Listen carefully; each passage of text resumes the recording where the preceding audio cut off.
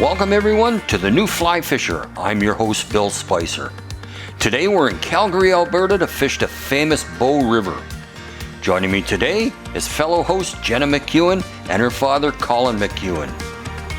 We'll be exploring the excellent fishing opportunities of the famous Bow River and learning a bit about drift boat fishing. It's going to be a great show, so stay with us.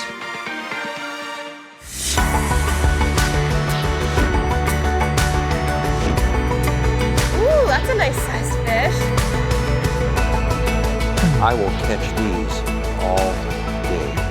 That is what you're in for on this episode.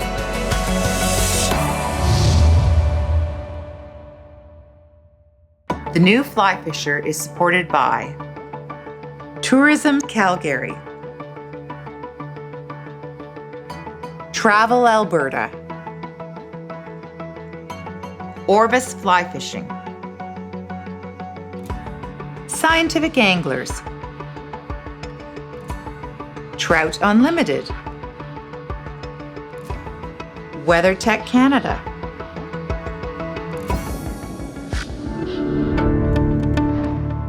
The Bow River begins within the Canadian Rocky Mountains and winds through the Alberta foothills onto the prairies. There it meets the Old Man River and the two forming the South Saskatchewan River. These waters ultimately flow through the Nelson River into the Hudson Bay. The length of the river is 587 kilometers or 365 miles. The Bow River runs through the city of Calgary and is considered part of Calgary's renowned image. On this adventure, we're on the hunt for brown trout and rainbow trout on the fly. The Bow River has become quite famous in Western Canada and internationally for the quality of the trout fishery and the long fishing season it offers to anglers. Our home base for guides will be Fishtails Fly Shop in Calgary. Established in 1997, the shop has become recognized for local knowledge and expertise. Fishtails offers fly fishers the unparalleled experience of seasoned professional staff with knowledge and expertise to ensure that you get the best possible advice and gear for all your fly fishing needs. The shop carries an excellent selection of outdoor clothing, waders, boots, and fly fishing accessories, a second-to-none fly tying equipment and materials area, as well as an extensive fly selection that covers all patterns required for every aspect of fly fishing.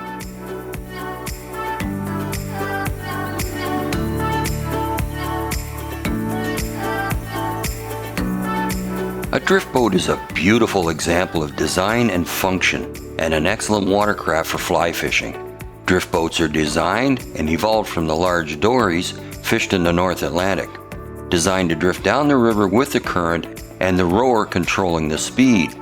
Generally, when you row a boat on a flat water surface, you face backwards and pull the oars to propel the boat forward.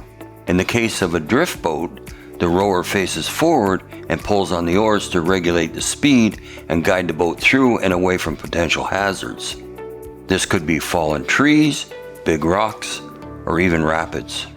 Rowing a drift boat down a fast river is a far cry from rowing a rowboat across a placid lake. It takes skill and a great deal of practice.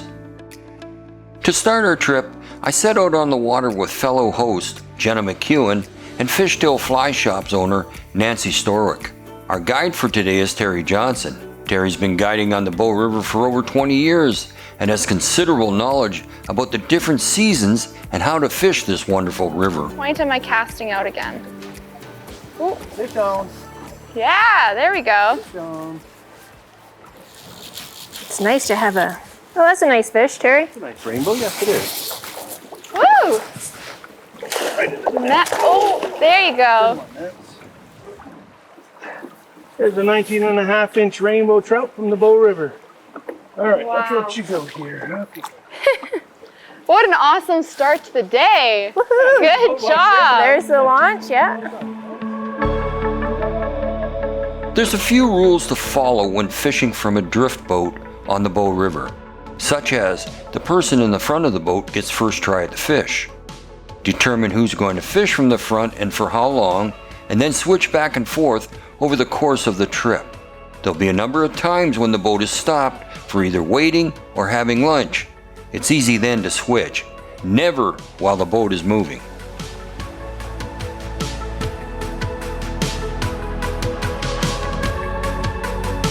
Good job. It's a Yay. nice fish. Okay, let's see. Oh, Woo. nice fish. Yeah. So should I be trying to get it on the reel? No, don't just keep that rod high and bent. Okay. Just wear them out a little bit. Okay. Keep that tip nice and high. That's what you want to fight them with, the tip and not the butt. Okay. Good. So strip. Yep, Okay. strip. Keep that rod up though. Keep that tip up. There you go. Good. And There then we just go. slide them over to me. Woo! Good job.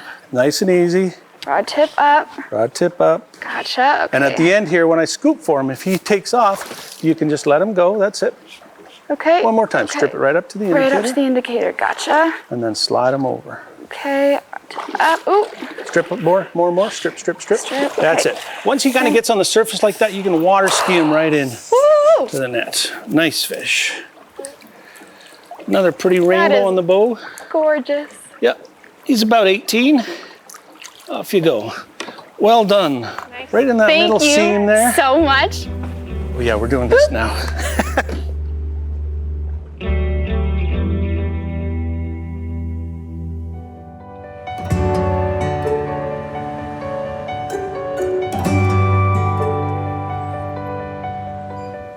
So for guided Bow River float trips, we can often accommodate people within about a week of notice. There's a couple times of the year that guides are in higher demand, and right around Calgary Stampede would be one of those times because we traditionally have quite a prolific hatch of golden stoneflies coming off about that time of year.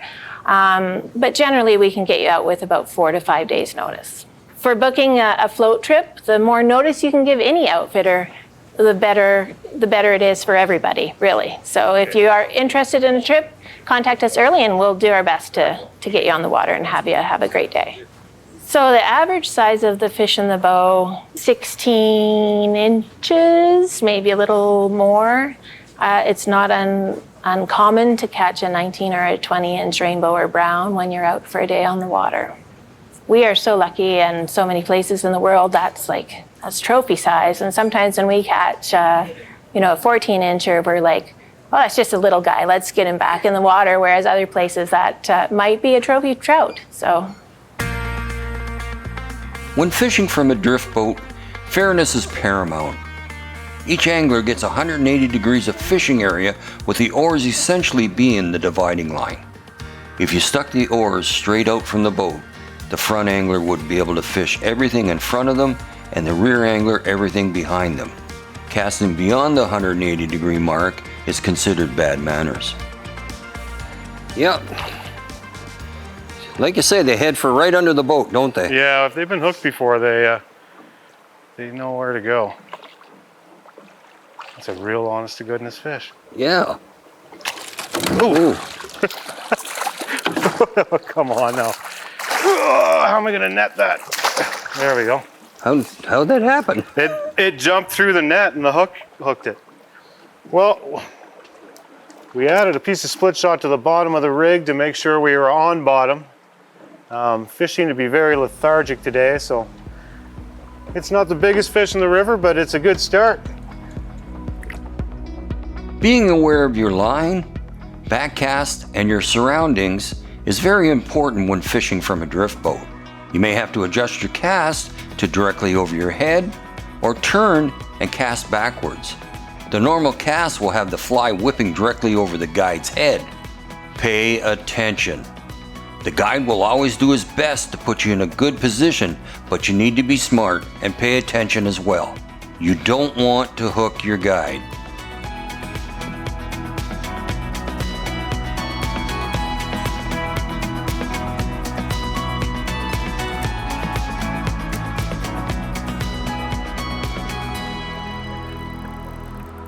Wow.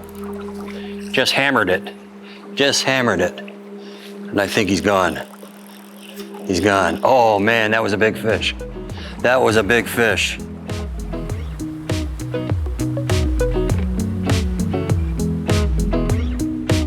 Usually once you get a few, you settle into a routine. There's one. There's a fish. That's a good fish. He was not allowing me to get him on my reel. you got to keep a tight line. So, there we go. Whoa, oh.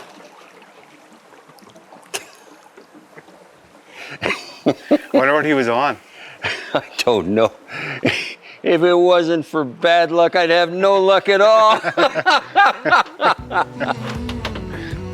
No matter what your level of expertise is, your guide is going to be communicating with you. Listen to what he has to say. Sometimes it'll be about fishing, other times it'll be about safety. Pay attention. These are his or her home waters, and they know them best.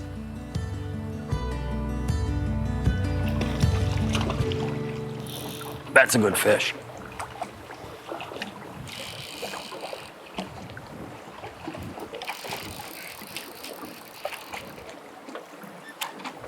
This is all right.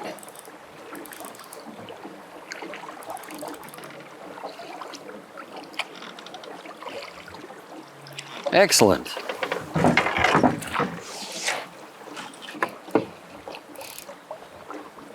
Just gonna tuck the oars up so they don't Yep. bang on the way down, kick us out of the boat. Seems like one of those days where anything could happen. Thank you. Thank you. That looks like a decent fish. Not overly large, but nymphing's what we have to do today. That for some reason they're just not on the hoppers. Equipment used on this Bow River adventure is as follows. 9-foot, number 5, and number 6 weight rods with matching reels. It's imperative to have a reel with a decent drag as Bow River trout fight very hard. The flies used on this trip were black and white clouser minnows, natural foam golden stone size 10, beadhead prince nymph on jig hooks size 12, a San Juan worm called Reese's Pieces size 8, a vernal San Juan worm blood colored size 8, and a red wire San Juan worm size 10. My goodness, my goodness, my goodness. Woo-hoo. I didn't think it was that big. Nymphing's the name of the game today. Sure is. Yeah. Now we got quite a long leader and I got the indicator right up near the top, so I got to be careful when I drop my line. I'm almost to my rod tip now. So I'm going to tire this fish out and get it over to Blair. Ah, there we go. Bolt silver, these rainbows, right? Yeah, they come from steelhead stock, some of these, so they have a distinctive silver pattern as opposed to the bold, the bold pink flash that we're accustomed to. He wants to stay with us.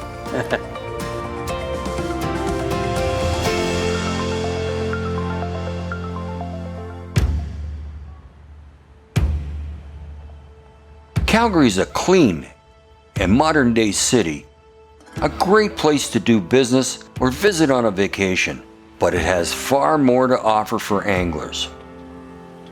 One day, Jen and I decided to do some walk and wade fishing right in the heart of the city. Hard to believe, it's true. There really isn't any major city I know of that can boast of trout fishing in the river winding through the downtown. This is why Calgary is often referred to as the world's largest fishing lodge. Our guide for today is Blair Yerxa from Fishdale's Fly Shop. Though we worked the waters, we could not seem to find any trout. This is not the norm, as large rainbows and brown trout are caught regularly along the shores of the Bow. Today just wasn't our day. However, Colin was just downriver and having some success walking and wading. He was near a local park.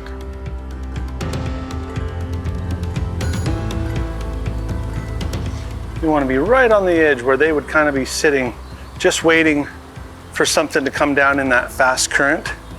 But they're sitting in the soft water kind of holding.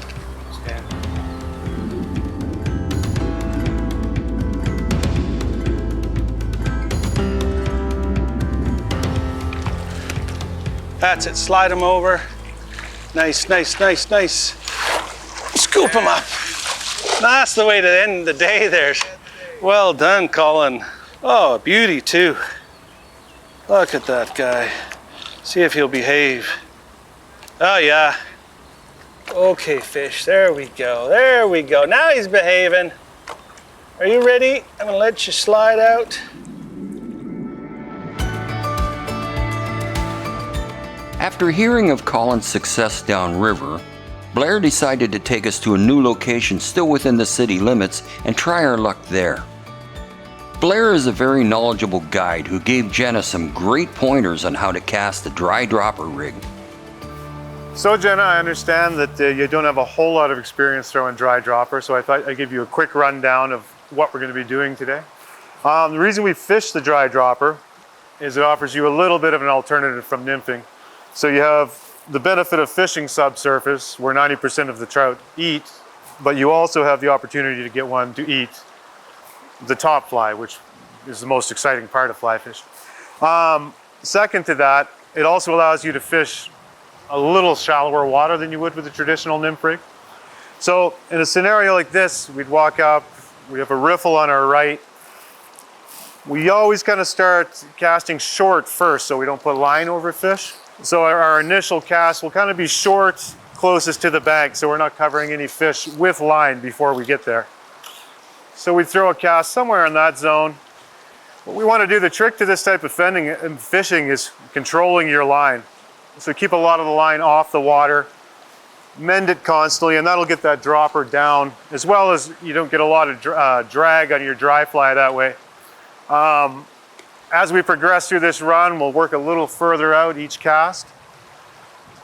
Once we think we've covered this area down here, we'll take a few steps up, repeat maybe 3 casts at a time till we work up to the top of this pool, which would probably be the most likely spot, especially for the dry fly. The shallow water, the fish doesn't have to rise very much to eat the dry fly, and that'll be our most likely spot.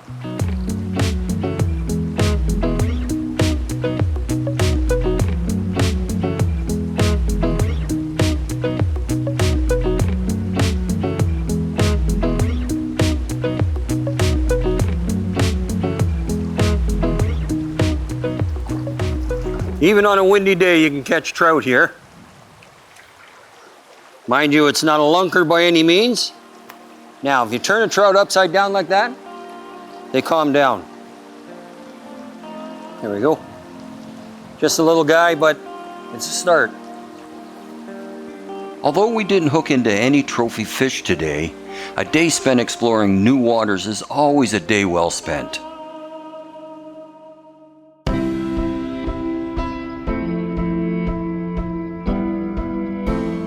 Calgary is situated on the western edge of the Great Plains, in the foothills of the spectacular Canadian Rockies. A relatively young Canadian city, it's the administrative and financial headquarters of the country's petroleum industry. Calgary also celebrates its history as a cattle ranching capital, an image enhanced by the city's hosting of the annual Calgary Stampede. Finding suitable accommodations in Calgary is not a problem, with everything from RV parks to bed and breakfasts to 5-star hotels. Activities are numerous in Calgary, whether they be in winter, with excellent skiing within an hour of the city, to warm weather activities such as rafting, hiking, or fishing. Another tip to remember is when the guide is stopping for any reason, don't go jumping out of the boat until he or she tells you to. Allow him or her time to do their job and take the precautions necessary to keep you safe on the river. Our guide for today, Terry Johnson, explains the nymphing setup that we're using on the water. So it's your basic nymph rig. You've got about 7 feet from the indicator, which is right up by the fly line down. I've got a swivel there, and off the swivel I've got a tag with a worm on that, about 18 inches in between, down to a tippet ring.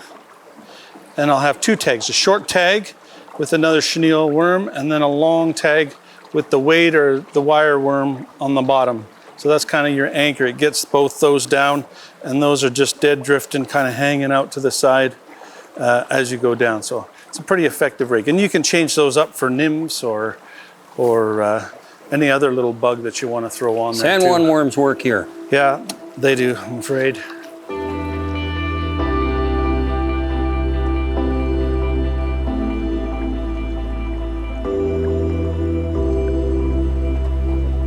Just about a bridge fish there. Oh.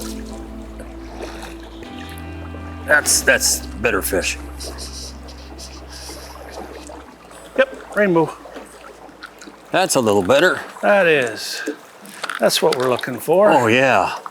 That was a hard hit. Yep. Wow. Well, in that current too, they're just popping out, grabbing it and trying to get right back where they're at. Yeah. So in that current, they hit it hard.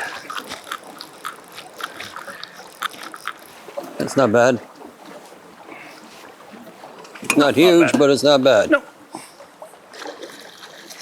Great. I'll let you handle a fish. All right, that'll go 18 easy. 18? Oh. 18 on the button. Oh. Whoop. Behave Wow. yourself. 18-inch rainbow. All right, buddy. You can go any. Beautiful. Beautiful.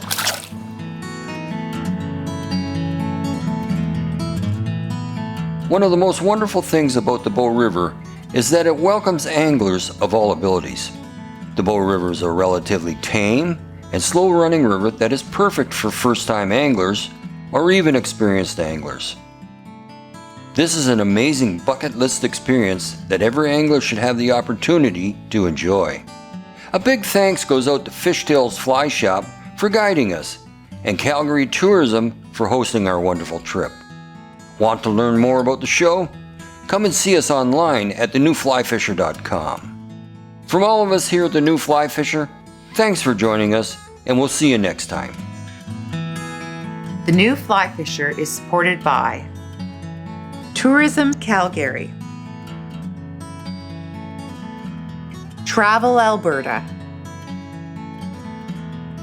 Orvis Fly Fishing, Scientific Anglers, Trout Unlimited, WeatherTech Canada,